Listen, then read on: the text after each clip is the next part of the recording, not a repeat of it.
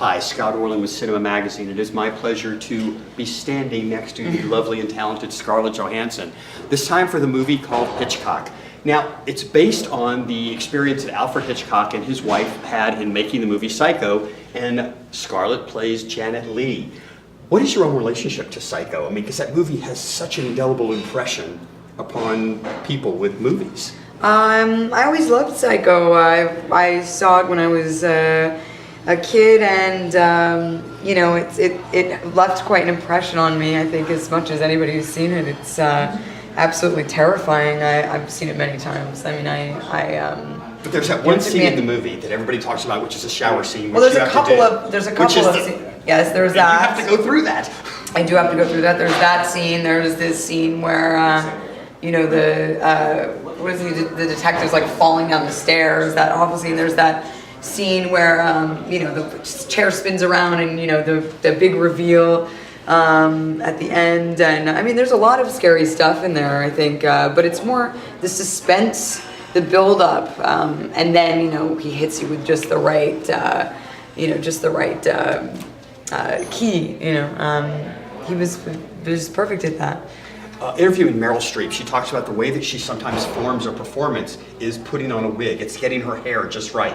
So you're playing the real life Janet Leigh. Was there something about putting on that wig that all of a sudden gives you the spirit of who this character is? Yes, I mean, every time you're in hair and makeup and you're, you know, you put on a wig, it's like the last thing you do before you go off to set. And I think it, you know, we put on the wig and go like, there's Janet, you know, there's Janet. And, you know, I do that every time I work. I think the finishing touch is wig is great, you know, for that very reason. It really can help you transform, you know.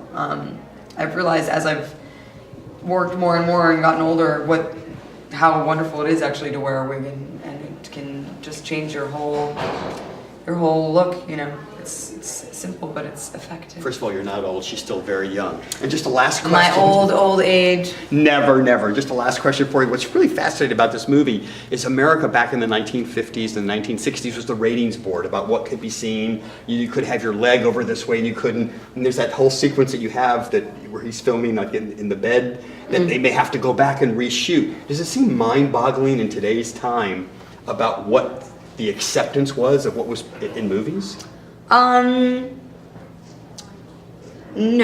I mean, I think that, you know, it was a different time. I think people, for better or worse, people were more modest and conservative.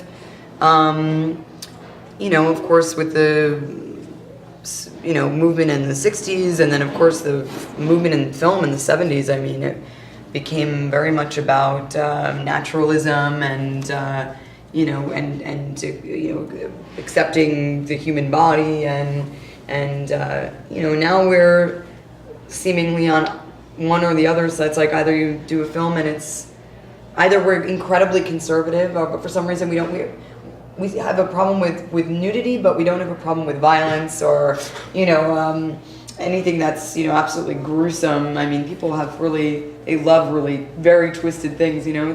It's a strange kind of double standard I think we have now. Well, Scarlett, thank you so much. She's got to actually run off. If you happen to be in New York in the next couple of months, she's going to be starring on Broadway in Cat on a Hot Tin Roof. So you're going to get an amazing opportunity to see her live and in person. Yes, Scarlett, thank you so much. Thank you. And this is Scott Orland. Until next time.